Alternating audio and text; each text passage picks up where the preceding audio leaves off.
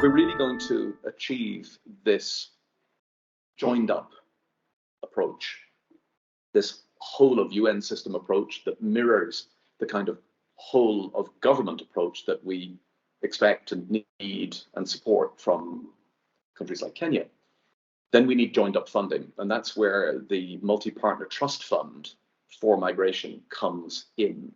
And really, really important to be able to tap into pooled funding of that kind to bring us together. Pooled funding, it's a really, really key tool to help us come together and to deliver as one. Every 4 years, we do our overarching planning framework. It's called the Sustainable Development Cooperation Framework.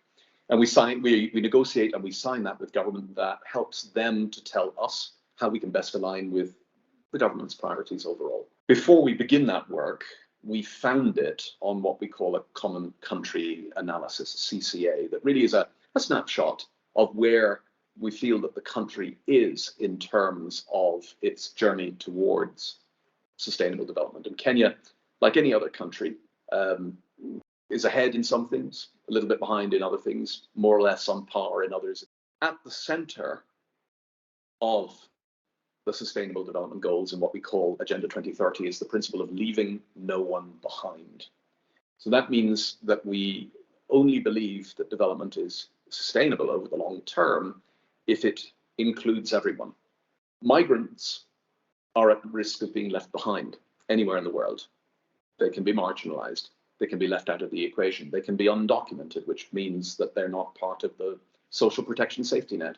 But it also means that they may not be able to contribute their labor, their expertise, their energy to the future of the country that they find themselves in. That in turn means that you have to put them front and center in your cooperation framework in terms of the programming that you're going to do over the next 4 years to try and ensure that migrants are amongst those populations who are systematically going to be included in the development approach and the development equation.